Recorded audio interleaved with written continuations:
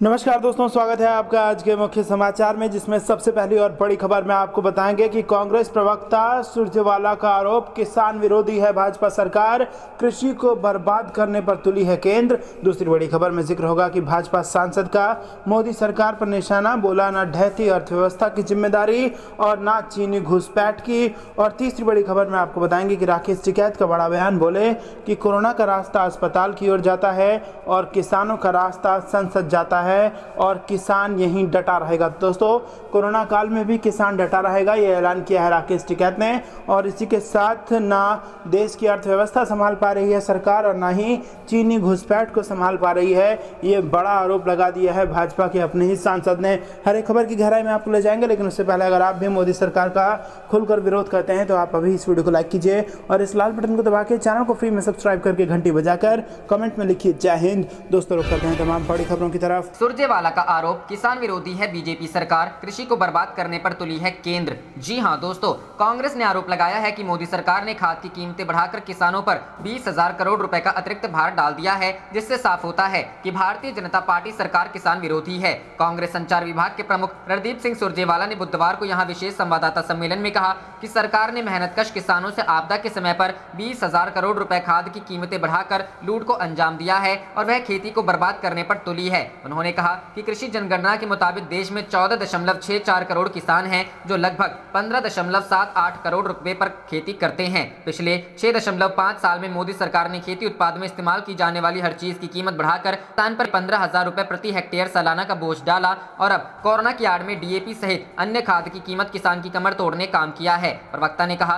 कि 2014 में डीएपी खाद के एक बैग की कीमत 1,075 रुपए थी, जो अब बढ़कर 1,900 रुपए प्रति बैग हो गई है, यानी 6 साल में कीमत दोगुनी हुई है। रुख करते हैं अगली खबर की तरफ। भाजपा सांसद का मोदी सरकार पर निशाना, बोले न ढहती अर्थव्यवस्था की जिम्मेदारी न चीनी घुसपैठ की। जी हां दोस्तों, भाजपा सांसद सुब्रमण्यम स्वामी ने सरकार पर हमलों की कड़ी जारी रखी है। कोरोना से लेकर अर्थव्यवस्था और पीओके से लेकर चीन तक के मुद्दे पर मोदी सरकार को घेर चुके स्वामी ने एक बार फिर इन्हीं मसलों को साथ में उठाते हुए केंद्र को आड़े हाथों लिया। भाजपा सांसद ने गुरुवार को ट्वीट कर कहा, अब तक किसी ने भी 2016 के बाद से गिर रही अर्थव्यवस्था की जिम्मेदारी नहीं ली है, न ही किसी ने चीन की तरफ से लद्दाख में भारतीय जमीन घेरे जाने और इस हरकत को रोक पाने में नाकाम रहने की जिम्मेदारी ली है। स्वामी ने कोरोना वायरस पर सरकार के ढीले रवैये पर निशाना साधते हुए आगे कहा, न ही किसी ने कोरोना के दूसरे वेरिएंट से निपटने के लिए बचाव की योजना न तैयार कर पाने की जिम्मेदारी ली है। भाजपा सांसद ने अंतर्राष्ट्रीय संबंधों पर भी सरकार की कमियों को उठाया। उन्होंने एक अन्य ट्वीट में कहा, अमेरिका और रूस ने अपनी गलतफहमियों को दूर कर लिया है, इस बारे में जल्द ही ऐलान किया जाएगा।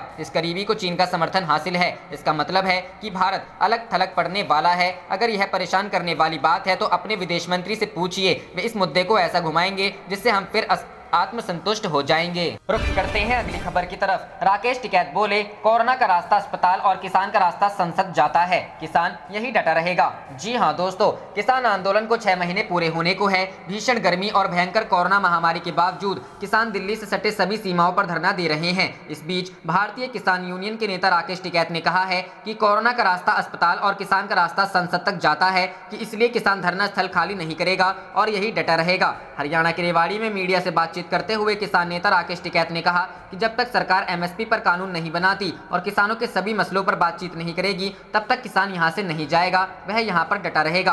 कोरोना का रास्ता अस्पताल जाता है और किसान का रास्ता पार्लियामेंट जाता है, दोनों के रास्ते अलग हैं। इसके अलावा किसान नेता राकेश टिकैत ने अपने ट्विटर हैंडल से किए गए ट्वीट में कृषि कानूनों के खिलाफ जमकर हमला बोला। राकेश टिकैत ने ट्वीट करते हुए लिखा कि केवल व्यापारिक पक्ष के लिए बनाए कानून समाज को गुलाम बना देंगे। यह कृषि कानून केवल और केवल कृषि व्यापार के पक्ष में है। ये बड़े बड़े उद्योगपति तो 500% गुना तक मुनाफा कमाएंगे और किसान को कुछ नहीं। बुधवार को संयुक्त किसान मोर्चा ने भी सरकार को कहा कि हमारी धैर्य की परीक्षा ना ले और हमारी मांगों को मान ले। संयुक्त किसान मोर्चा ने अपने बयान में कहा कि किसान आंदोलन में 470 से अधिक किसानों की मौत हो चुकी है।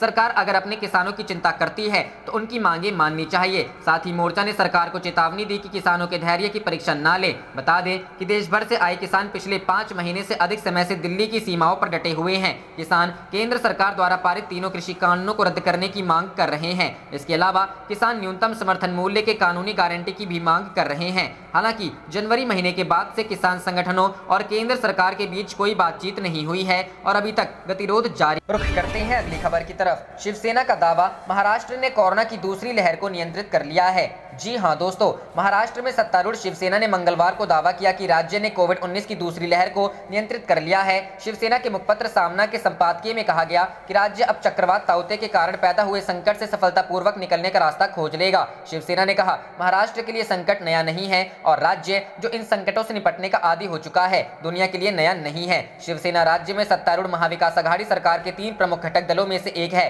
संपादकीय में कहा गया है, महाराष्ट्र ने कोविड-19 की पहली और दूसरी लहरों को नियंत्रित किया। निसर्ग पिछले साल के चक्रवात को हराया। अब महाराष्ट्र ताउते चक्रवात संकट से भी सफलतापूर्वक बाहर निकल जाएगा। आधिकारिक आंकड़ों के अनुसार सोमवार को महाराष्ट्र में कोविड-19 के 26,616 नए मामले आए, जिससे राज्य में संक्रमण के कुल मामले बढ़कर 54,05,068 हो गए, जबकि संक्रमण के कारण 516 मौतें होने से राज्य में मृतकों की संख्या बढ़कर 82,486 तक पहुंच। रुख करते हैं अगली खबर की तरफ। पीएम नरेंद्र मोदी के गुजरात दौरे पर शिवसेना एनसीपी ने उठाए सवाल, पूछा महाराष्ट्र के साथ भेदभाव क्यों? जी हां दोस्तों, शिवसेना और राष्ट्रवादी कांग्रेस पार्टी ने प्रधानमंत्री नरेंद्र मोदी के गुजरात और दीव में चक्रवाती तूफान ताउते से प्रभावित इलाकों का दौरा करने पर प्रश्न उठाए हैं। एनसीपी ने पूछा है कि क्या यह महाराष्ट्र के साथ भेदभाव नहीं है, क्योंकि वह भी इस तूफान से प्रभावित हुआ है। गुजरात में कमजोर सरकार। शिवसेना के सांसद संजय राउत ने निशाना साधते हुए कहा, प्रधानमंत्री नरेंद्र मोदी महाराष्ट्र के चक्रवात प्रभावित क्षेत्रों का हवाई सर्वेक्षण इसलिए नहीं कर रहे हैं क्योंकि वह जानते हैं कि इस राज्य की कमान उनके गृह राज्य गुजरात के विपरीत एक मजबूत मुख्यमंत्री के हाथों में है। उन्होंने कहा, प्रधानमंत्री अपने राज्य का दौरा कर रहे हैं जहां एक कमजोर राज्य सरकार है और चक्रवात ने अधिकतम नुकसान पहुंचाया है। राउत ने कहा कि चक्रवात ने महाराष्ट्र और गोवा में भी तबाही मचाई है। महाराष्ट्र के साथ भेदभाव क्यों? मंत्री एवं एनसीपी के राष्ट्रीय प्रवक्ता नवाब मलिक ने कहा, आज प्रधानमंत्री मोदी दमन, दीव और गुजरात में चक्रवात ताउते से प्रभावित इलाकों का हवाई सर्वेक्षण कर रहे हैं। महाराष्ट्र में इससे प्रभावित कुछ इलाकों का क्यों नहीं? क्या यह साफ-साफ भेदभाव नहीं है? एनसीपी महाराष्ट्र में शिवसेना नीत राज्य सरकार के घटकों में एक है। गुजरात में 45 लोगों की मौत। बता दें, गुजरात में सोमवार देर रात दस्तक देने से पहले चक्रवात ने महाराष्ट्र के कई इलाकों, खासकर तटीय इलाकों में नुकसान पहुंचाया। चक्रवाती तूफान ने गुजरात के तटीय क्षेत्रों में तबाही की छाप छोड़ी है। 12 जिलों में 45 लोगों की जान चली गई। रुख करते हैं अगली खबर की तरफ। शिक्षकों की मौत पर अखिलेश यादव ने योगी सरकार पर लगाया झूठ बोलने का आरोप, कही ये बात। जी हां दोस्तों,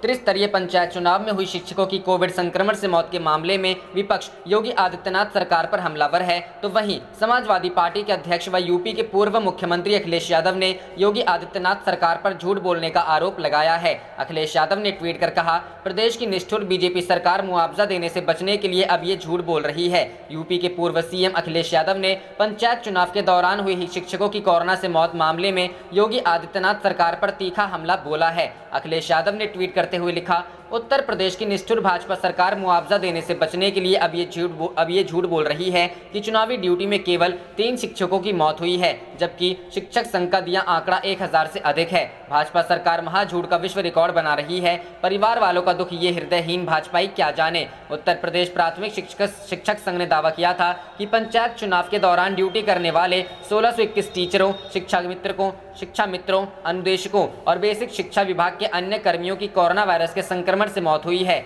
वहीं मंगलवार को यूपी सरकार के बेसिक शिक्षक विभाग की तरफ से कहा गया है कि पंचायत चुनाव ड्यूटी के दौरान बेसिक शिक्षा विभाग के सिर्फ 3 शिक्षकों की मौत हुई है जो मुआवजे के पात्र हैं। इस मामले में वन इंडिया ने उत्तर प्रदेश माध्यमिक शिक्षक संघ के प्रदेशीय मंत्री एवं प्रवक्ता डॉक्टर आरपी मिश्रा से बातचीत की। उन्होंने बेसिक शिक्षा विभाग द्वारा प्रदेश में संपन्न पंचायत निर्वाचन में मात्र 3 शिक्षकों की मौत का दावा किया जाने पर तीखी प्रतिक्रिया व्यक्त करते हुए इसे दुर्भाग्यपूर्ण बताया है। रुख करते हैं अगली खबर की तरफ। जनता के लिए जन कल्याणकारी कदम उठाए यूपी सरकार, प्रियंका गांधी। जी हां दोस्तों, कांग्रेस की महासचिव प्रियंका गांधी ने मुख्यमंत्री योगी को पत्र लिखकर कई सलाह दी है। उन्होंने लिखा कि कोरोना महामारी की दूसरी लहर ने जनसाधारण को गंभीर रूप से प्रभावित किया है।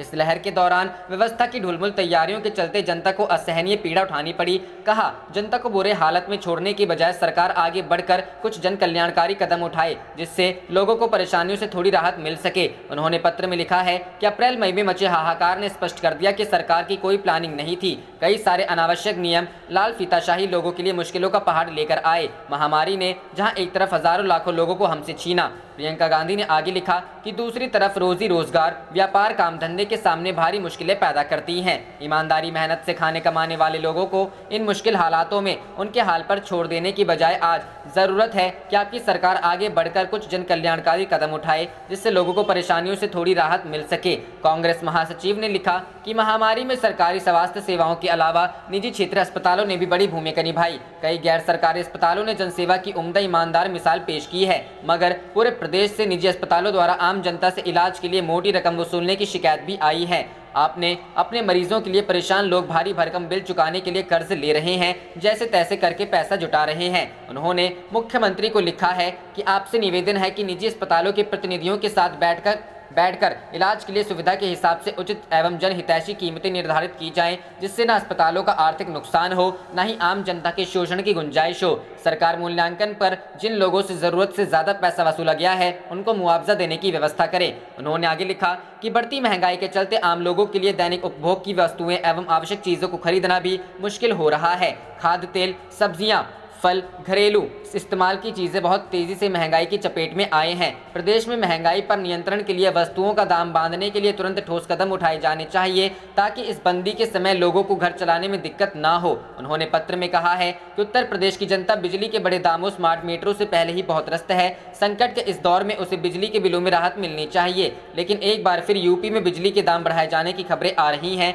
कृपया बिजली के दाम में एक भी पैसे की बढ़ोतरी न करें। प्रियंका गांधी ने पत्र में लिखा है कि सूबे के स्कूल बंद हैं, किंतु अभिभावकों पर स्कूल में हर महीने फीस जमा करने का दबाव है। स्कूलों के सामने भी अपने शिक्षकों को वेतन देने इत्यादि का संकट है। प्रदेश सरकार को स्कूल के प्रतिनिधियों एवं अभिभावकों के प्रतिनिधियों के साथ बैठकर एक खाका तैयार कर फीस में छूट देने एवं स्कूलों को आर्थिक मदद का पैकेज देने की रुख करते हैं। अगली खबर की तरफ, पश्चिम बंगाल में लगेगा राष्ट्रपति शासन, बंगाल में चुनाव के बाद हिंसा पर सुप्रीम कोर्ट में याचिका दाखिल। जी हां दोस्तों, पश्चिम बंगाल में राष्ट्रपति शासन लगाने की मांग करते हुए सुप्रीम कोर्ट में याचिका दायर की गई है। वरिष्ठ अधिवक्ता घनश्याम उपाध्याय ने यह जनहित याचिका दायर की है। इसमें कहा गया है कि राज्य में विधानसभा चुनाव के बाद राजनीतिक हिंसा में अब तक 16 से अधिक भाजपा कार्यकर्ताओं की हत्या हो चुकी है। याचिका में कहा गया है कि राज्य में कानून व्यवस्था ध्वस्त हो चुकी है, इसलिए यहाँ संविधान की धारा 356 के तहत राष्ट्रपति शासन लागू करना चाहिए। याचिका में पश्चिम बंगाल में राष्ट्रपति शासन लागू करने के साथ ही इन हत्याओं की जाँच के लिए स्पेशल इन्वेस्टिगेशन टीम गठित करने की मांग की गई है।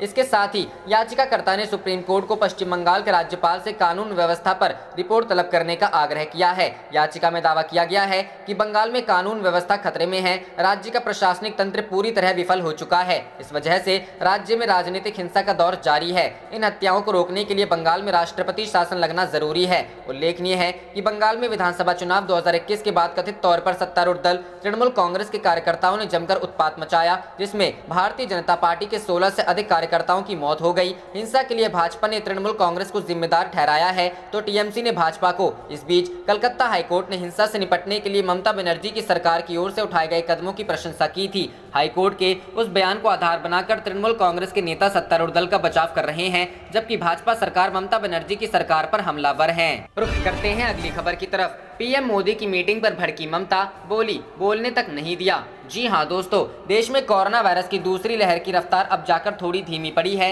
हालांकि कई राज्यों में कोरोना संक्रमण अभी भी बेकाबू स्थिति में है। कोरोना की स्थिति का जायजा लेने के लिए पीएम मोदी ने आज कोरोना से ज्यादा प्रभावित 10 राज्यों के 54 जिलाधिकारियों के साथ संवाद किया, जिसमें उन्होंने जिले में पैदा हुए हालात की जानकारी ली। इस बैठक की सबसे खास बात ये रही कि इस बैठक में पश्चिम बंगाल के जिलाधिकारियों के साथ मुख्यमंत्री ममता बनर्जी भी शामिल हुई। रुख करते हैं अगली खबर की तरफ। नारदा स्टिंग केस में टीएमसी नेता का मुकुल रॉय शुभेंदु अधिकारी पर आरोप, कहा शपथ पत्र में छिपाई ये बात। जी हां दोस्तों, नारदा स्टिंग ऑपरेशन मामले में सीबीआई ने तृणमूल कांग्रेस के 2 मंत्रियों और एक विधायक के साथ पार्टी के पूर्व नेता को सोमवार को गिरफ्तार किया था। इस बीच तृणमूल कांग्रेस ने आरोप लगाया है कि पश्चिम बंगाल के हाल ही में हुए विधानसभा चुनाव के लिए नामांकन भरते समय भाजपा नेता मुकुल रॉय ने अपने शपथ पत्र में नारदा स्टिंग ऑपरेशन में आरोपी होने की बात छिपाई थी। तृणमूल प्रवक्ता कुणाल घोष ने आरोप लगाया है कि एक अन्य भाजपा विधायक शुभेंदु अधिकारी ने अपने हलफनामे में नारदा मामले का जिक्र किया, लेकिन उन्होंने यह नहीं बताया कि किन धाराओं के तहत इसे दर्ज किया गया था। घोष ने कहा उम्मीदवार के लिए उसके खिलाफ दर्ज मामलों का हलफनामे में जिक्र करना आवश्यक है। मुकुल रॉय ने अपने हलफनामे में नारदा मामले को पूरी तरह छुपाया। साल 2014 में बंगाल के एक पत्रकार ने टीएमसी के कुल 12 नेताओं का स्टिंग ऑपरेशन किया था। इनमें उस समय के 7 सांसद, ममता बनर्जी सरकार के 4 मंत्री और टीएमसी का एक विधायक शामिल था। आरोप है कि ये सभी नेता स्टिंग ऑपरेशन में 5-5 लाख रुपए की रिश्वत लेते हुए पकड़े गए थे। ये टेप साल 2016 में पश्चिम बंगाल विधानसभा चुनाव से महज कुछ पहले सार्वजनिक किए गए थे। कलकत्ता हाईकोर्ट ने मार्च 2017 में इस मामले की सीबीआई जांच का आदेश दिया था। इन 12 आरोपियों में शुभेंदु अधिकारी और मुकुल रॉय का नाम भी शामिल है, जो पहले टीएमसी में थे लेकिन अब बीजेपी में आ गए हैं। टीएमसी का आरोप है कि जब सीबीआई इस पूरे मामले की जांच कर रही है तो फिर कार्रवाई सिर्फ टीएमसी के मंत्रियों और विधायकों पर क्यों हुई? तो इसका जवाब ये है कि शुभेंदु अधिकारी, सौगत राय, काकोली घोष और प्रसून बनर्जी के खिलाफ सीबीआई ने कार्रवाई की अनुमति मांगी हुई है, लेकिन लोकसभा स्पीकर ओम बिरला ने अब तक इस पर अपनी सहमति नहीं दी है, जिसकी वजह से कार्रवाई रुकी हुई है। ये सभी 2014 में टीएमसी के सांसद थे और कार्रवाई करने के लिए लोकसभा स्पीकर की अनुमति जरूरी है। रुख करते हैं अगली खबर की तरफ। भाजपा सांसद बोले, चीन ने किया भारत की जमीन पर कब्जा, डरपोक बनकर नहीं चलेगा काम। जी हां दोस्तों, बीजेपी सांसद सुब्रमण्यम स्वामी ने सरकार को आगाह करते हुए कहा है कि चीन के साथ डरपोक बनकर काम नहीं चलने वाला है। स्वामी ने एक लेख को शेयर करते हुए ट्वीट किया, चीन भारत और भूटान की जमीन पर कब्जा कर रहा है, डरपोक बनकर चीन को जवाब नहीं दिया जा सकता है। नेता ने रिटायर्ड लेफ्टिनेंट जनरल प्रकाश कटोच के लिखे एक लेख को शेयर करते हुए ये ट्वीट किया है। लेख में कटोच ने लिखा है कि दुनिया के सामने अब ये बात साफ हो चुकी है कि चीन साल 2015 से ही कोरोना वायरस को हथियार के तौर पर इस्तेमाल करने की तैयारी कर रहा था। साथ में लक्ष्य देश के स्वास्थ्य से जुड़े बुनियादी ढांचे को निशाना बनाना भी इसमें शामिल था। कटोच ने लिखा, हालांकि चीन ने वायरस के सामने आने के बाद दुनिया के आगे इस तरह से दिखावा किया कि वह कोरोना महामारी से पीड़ित है। जुलाई 2017 में विश्व स्वास्थ्य संगठन के महानिदेशक के रूप में टेड्रोस एडनॉम घेब्रेयेसस को नियुक्त किया जाना इस योजना का हिस्सा था, जिन्होंने वुहान वायरस को कोविड करार दिया था। कटोच ने लिखा है कि चीन की जैविक युद्ध से जुड़ी तैयारियों से ध्यान भटकाने के लिए अलग अलग देशों की म्यूटेंट पर ध्यान केंद्रित करने की कोशिश की जा रही है, जिससे चीन बच निकले। हालांकि चीन धीरे धीरे तमाम गलत कारणों से सुर्खियों में आ रहा है। पहली बार संयुक्त राष्ट्र ने शिनजियांग में उइगर क्षेत्र में उइगरों के खिलाफ चीन के अत्याचारों पर चर्चा की है। इसी तरह कुछ अंतर्राष्ट्रीय मीडिया ने हाल ही में भूटान क्षेत्र के अंदर एक चीनी गांव के निर्माण को कवर किया है। कटोच ने लिखा, चीन विदेश क्षेत्रों पर ऐतिहासिक दावों के निर्माण के लिए कानूनी युद्ध का इस्तेमाल करता रहा है। यह अवैध दावों को मजबूत करने के लिए रिकॉर्ड बनाने के साथ साथ स्थानों को चीनी दाम देने पर जोर देता है। बीजिंग ने भारतीय राज्य अरुणाचल प्रदेश में कई जगहों को चीनी नाम दिया है, जिस पर वह अवैध रूप से दक्षिण तिब्बत होने का दावा करता है। नवंबर 2020 में मीडिया ने बताया कि चीन ने भूटान की दक्षिण पश्चिमी सीमा के अंदर तोरसा नदी के किनारे पंगड़ा नामक एक गाँव बनाया था। लेख में कहा गया है कि शेन शिवेई ने डोकलाम क्षेत्र में स्थापित गाँव की तस्वीरें पोस्ट की और बाद में बस्ती के सटीक स्थान का संकेत दिया। हालांकि बीजिंग और थिम्पू दोनों ने इस बात से इनकार किया। अब सैटेलाइट इमेज एक चीनी गांव ग्यालाफुक की तस्वीर सामने आई है, जिसके बारे में कहा जा रहा है कि इसे भूटान के अंदर 2 किलोमीटर बनाया गया है, जिसमें एक नई सड़क है। ऐसी भी खबरें आई हैं कि भारत के साथ सीमा तक सुरक्षित पहुंच के लिए चीन ने पश्चिमी भूटान के अन्य क्षेत्रों पर धीरे धीरे अतिक्रमण। रुख करते हैं अगली खबर की तरफ। कुंभ का विसर्जन कर रैली करने चले गए पीएम मोदी, कांग्रेस प्रवक्ता ने साधा निशाना तो भड़के भाजपा प्रवक्ता। जी हां दोस्तों, भारत में कोरोना संकट के बीच पक्ष और विपक्ष आमने सामने हैं। आज तक चैनल पर चल रहे एक शो में कांग्रेस प्रवक्ता ने प्रधानमंत्री पर निशाना साधते हुए कहा कि कुंभ का विसर्जन कर प्रधानमंत्री रैली करने के लिए चले गए। पलटवार करते हुए बीजेपी नेता गौरव भाटिया ने कहा कि कांग्रेस पार्टी झूठ की राजनीति कर रही है। गौरव भाटिया ने कहा कि अभी तक कांग्रेस पार्टी की तरफ से केस क्यों नहीं दर्ज करवाया गया है। कांग्रेस प्रवक्ता ने उन्हें रोकते हुए एफआईआर की कॉपी अपने फोन से दिखा दी। बीजेपी नेता ने कहा कि देश को पीएम का आवास नहीं चाहिए, सांस चाहिए। शशि थरूर का भी ट्वीट आप देख सकते हैं। उन्होंने कहा कि WHO ने कभी नहीं कहा कि ये भारतीय स्ट्रेन है, लेकिन शशि थरूर ने यह कह दिया कि ये इंडियन स्ट्रेन है। बीजेपी प्रवक्ता ने कहा कि ये टूल किट नहीं है, ये कांग्रेस के गिद्धों का स्कूल किट है। कांग्रेस आज एक कब्रिस्तान की तरह है, वहां पर गिद्ध बैठे हैं और वो देखते हैं कि लाश कहां है। बताते चले कि टूल किट पर विवाद बढ़ता जा रहा है। बुधवार को बीजेपी की तरफ से मीडिया के सामने सबूत पेश किए गए। बीजेपी ने दावा किया कि यह टूल किट कांग्रेस ने तैयार किया है, जिसके जरिए कोरोना काल में राजनीतिक लाभ लेने और प्रधानमंत्री को बदनाम करने की तैयारी थी। बीजेपी प्रवक्ता संबित पात्रा ने आरोप लगाया कि टूल किट सौम्या वर्मा ने बनाया है। पात्रा ने दावा किया कि सौम्या वर्मा कांग्रेस सांसद MV राजीव गौड़ा के ऑफिस में काम करती हैं। इधर इस मामले पर वकील शशांक शेखर झा ने याचिका लगाकर पूरे मामले की NIA से जांच कराने की मांग की है।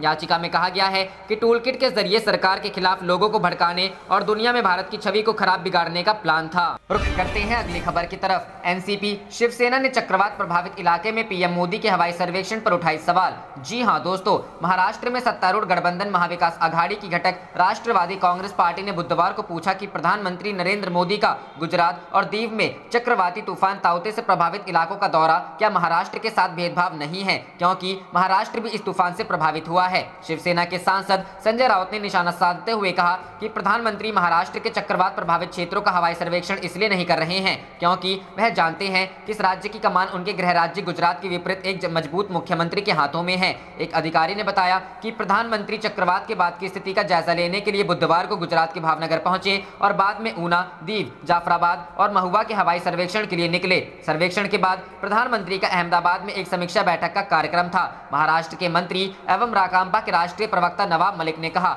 आज प्रधानमंत्री मोदी जी दमन, दीव और गुजरात में चक्रवात ताउते से प्रभावित इलाकों का हवाई सर्वेक्षण करते हैं अगली खबर की तरफ। कोरोना पर जीत बोलकर मोदी सरकार ने दिया धोखा, बोले प्रशांत किशोर। कहा, हालात ठीक होते ही भक्त सेना के साथ क्रेडिट लेने आ जाएंगे। जी हां दोस्तों, पश्चिम बंगाल में ममता बनर्जी का साथ दे रहे चुनावी रणनीतिकार प्रशांत किशोर ने कोरोना संकट को लेकर मोदी सरकार को निशाना बनाया है। उन्होंने एक ट्वीट करके कहा है कि कोरोना पर जीत की घोषणा करके सरकार देश को धोखा दे रही थी। उन्होंने कहा कि जब हालात सुधर जाएंगे तो वह भक्तों के साथ इसका क्रेडिट लेने आ जाएंगे। बता दें कि एक दिन पहले ही पीएम मोदी ने कोरोना को लेकर देशवासियों को संबोधित किया। इसके बाद से विपक्ष हमलावर है। आप देख रहे थे आपका अपना चैनल जय हिंद जय भारत।